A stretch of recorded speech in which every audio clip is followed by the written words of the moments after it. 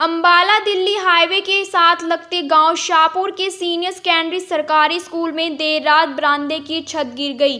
गनीमत रही कि यह छत रात को गिरी, जिससे कोई बड़ा हादसा नहीं हुआ। स्कूल अभी पिछले 16 तारीख से ही खुले हैं और अब स्कूल में बच्चे भी होते हैं। यदि यह छत दिन में गिरती तो बड़ा हादसा हो सकता था। गिरी हुई छत का यह हिस्सा 1962 में बना था, जो कि बहुत पुराना हो चुका है और स्कूल के प्रिंसिपल कई बार शिक्षा विभाग को इसको कंडम घोषित करने के लिए पत्र लिख चुके हैं और उन्होंने विभाग से इस पुरानी इमारत को गिराने के लिए भी कई बार पत्र व्यवहार किया है। पर जैसा कि कहा जाता है कि हादसा होने के बाद ही प्रशासन जागता है और शायद इसीलिए प्रशासन अभी तक सोया हुआ था। इस बारे में जब स्कूल के चौकीदार से बात की गई तो उसने बताया कि रात के समय में स्कूल की चौकीदारी कर रहा था और लगभग 11:30 के करीब मुझे छत गिरने की आवाज़ आई। मैं दौड़ के उस तरफ भागा तो देखा कि स्कूल के पुरानी इमारत के बरामदे की छत गिर गई है। मैंने उसी समय स्कूल के प्रिंसिपल को फ़ोन कर इसकी सूचना दी। मेरा नाम जी देव कुमार मिश्रा है जी। मैं रात की नाइट ड्यूटी में चौकीदार पोस्ट पे था जी।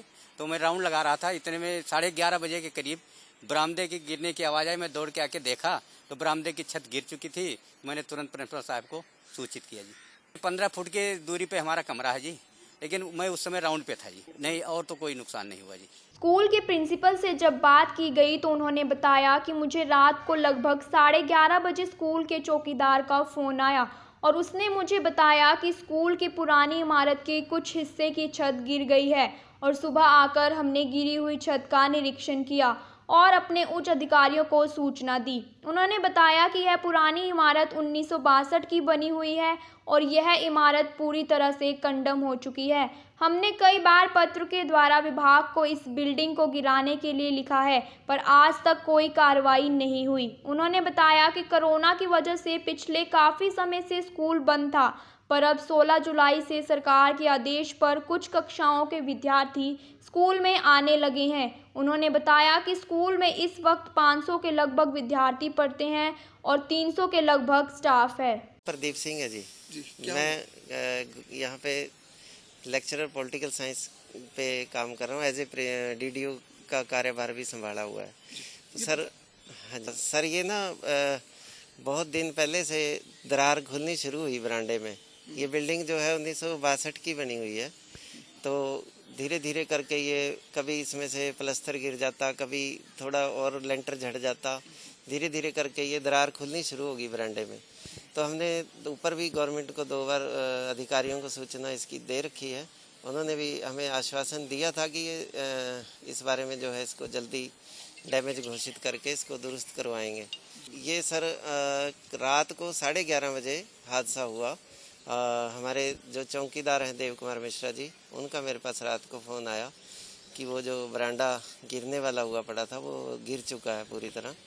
तो और धीरे धीरे करके वो अभी गिर भी रहा है, तो थोड़ा थोड़ा करके ये गिरता भी रहा काफ़ी देर तक।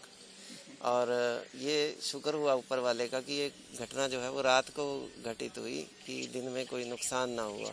क्योंकि बच्चों को हम सर बहुत दिन से यहाँ इधर जाने से रोकते रहते थे, पर बहुत दिन से हमने बच्चों को, टीचर जो हैं लगातार निगरानी रखते थे कि कोई इधर ना चला जाए। तो हमने बहुत जो है दिनों से इसका ध्यान रखा हुआ था। पर ये रात को जो है हादसा हुआ है, पर कोई नुकसान नहीं हुआ। इसलिए अभी 9वीं से 12वीं सर स्कूल हमारे खुले हैं 16 तारीख से, और सिटिंग प्लान के कारण जो है ज़्यादा बच्चे हम अभी नहीं बुला पा रहे हैं कि हम एक बच्चा एक बेंच पे बिठाना है, जो कोरोना के जो नियम हैं उनका पालन करने के लिए।